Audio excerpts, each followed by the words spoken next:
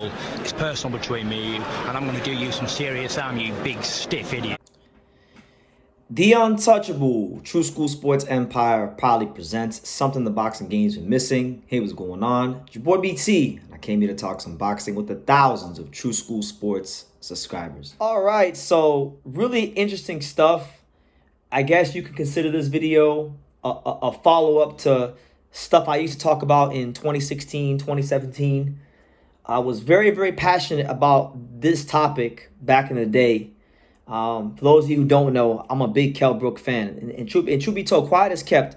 A lot of people think that, like, especially people that started following me, like, in 2022, 2023, when the whole Crawford Spence negotiations BS was going on. They're like, BT, you're a Terrence Crawford fanboy, you're an Errol Spence hater. But truth be told, I really don't like Crawford and I don't like Spence anywhere as much as I was a big fan of this guy right here. I was a huge Kell Brook fan. Anybody who knows me, who has really talked to me, who's really paid attention, knows how big of a Kell Brook fan I was.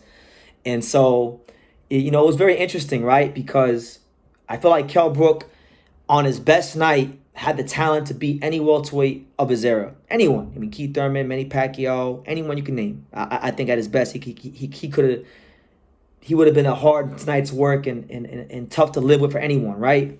But this is why management is such an important thing in boxing, because Eddie Hearn dangled the Golovkin carrot in front of him, and we know what happened in that fight, and Kell Brook was never quite the same. So he was talking about it recently, and he was reflecting on his career in a recent interview, and he was talking about pretty much just why, the psychology of what fighting Golovkin was like. Like, he talked about a story where he was in his room and it wasn't until about 4 to 5 hours before the fight where he got on his phone, and I guess he'd watch some highlights of Golovkin knocking out middleweights, and it dawned on him that he's fighting this guy, and he started to pace back and forth, and he asked his nutritionist, I can beat this guy, can I?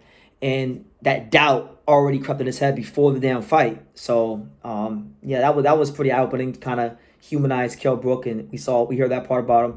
And then he opened up about the Errol Spence fight, which to me, when I think about the Errol Spence fight, it's really and truthfully one of the most frustrating things I've ever seen as a boxing fan, because even with the sharp weight cut, I feel like he fought well against Errol Spence.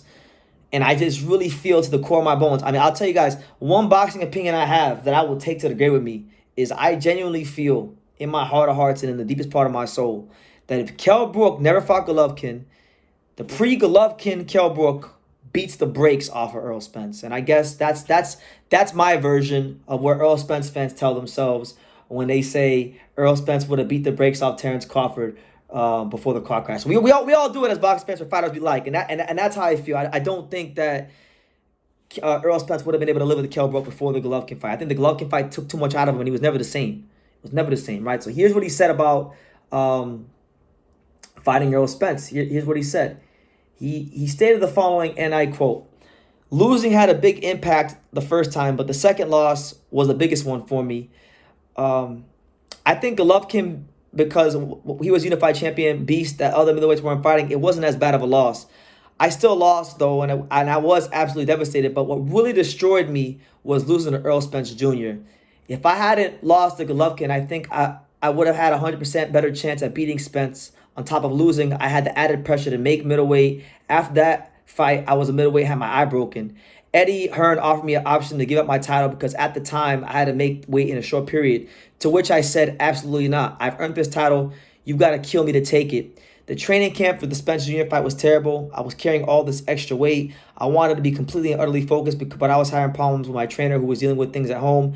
Everything was going wrong going into that fight. I got into the fight. My family were telling me I needed to pull out, but we sold all the tickets and I'd done my training. So yeah, you guys get it. Like I don't need to read the whole thing for you, but basically everything was just, it is what it is. He lost, got his ass beat, took the knee. That's part of box history. We can't change. We can't make excuse for Kell Brook. But I always thought to this very day that the pre-Kell Brook that fought Golovkin would have beat Errol Spence, and I just really get frustrated, right? Because how different things could have been in boxing history because you got to remember, at that time, in the welterweight title picture, Jesse Vargas was the WBO champion. And before they signed to make the Golovkin fight, the fight that was being negotiated was the unification fight for the WBO title and the IBF title between Kell Brook and Jesse Vargas. And I thought, respect to Jesse Vargas. I love the guy. I just seen him at the convention, but I don't think Jesse Vargas would have been able to live with Kell Brook. I think Kell Brook would have beat Jesse Vargas and beat him pretty soundly.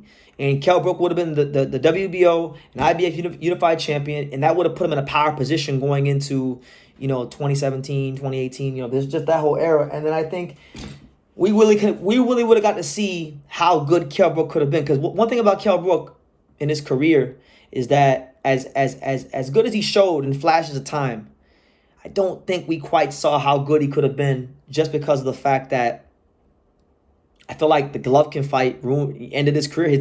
His night as a potential, world-class Hall of Fame fighter, because I thought he had potential to be a Hall of Fame fighter. It ended that night. He was never going to be a Hall of Famer after September 10th, 2016. It was never going to happen ever again. So it ended that night. And it is what it is. It's boxing, it's life. That's why you got to move very carefully and very tactfully in this game. But you know what? It's crazy because it's an interesting dynamic, because even though I'm sitting here, not a little frustrated with how Kell Brook's career went, at the same time, I kind of look at it with reverence, and I respect him so much as one of the truest fighters of this era, because, again, he fought Golovkin. Yes, it was a money grab, but when he fought him, he didn't do the Mikey Garcia, he didn't do the Jamel Charlo, he didn't, for lack of a better term, he didn't spread his ass cheeks and just, not even try to win. He tried to actually, even though it was a very short fight, it was a very fun fight. It was an entertaining affair between Kell Brook and Golovkin. So he fought him toe-to-toe in the ring. Didn't go well for him. It ruined his career, but it was enjoyable. It was memorable, Could have given up the belt against Spence, but, he respected the belt. He respected the process that he had to get the belt. And, he didn't fight him, and he gave the hometown fans in Sheffield a title fight. And I'm sure it helped the local economy, so it wasn't all bad. And then, he still fought Terrence Crawford, even when he probably shouldn't have. Fought him at 47. Gave the fans the fight with Amir Khan towards the end of his career. So, it's like, I love Kell Brook. He's a real warrior of the sport. And even though beat Sean Porter really and truly before anybody else did. So in America, he's actually a British fighter that came to America and won a world title. So he commands respect as one of the true warriors of the sport and one of the realest fighters of his era from the UK. And it could have been better, but it could also have been a lot worse. And I really did enjoy his career. So that's just my take on Kell Brook. I'll leave the article for you guys in the description so you guys can read it and come to your own conclusion. But what do you guys think? Do you guys think that the pre-Golovkin Kell Brook would have beat Errol Spence, or do you think that it would have just been the same outcome no matter what? Leave your comments down below. Make sure you guys take the time to subscribe. And like I say in every single one of these videos, you can love me or you can hate me, but I'm just a kid from Daniel. So until next time, take care, guys. Thank you for watching another video on the untouchable True School Sports Empire. For more great boxing content just like this video, click right here and make sure you subscribe. Much love from sunny South Florida.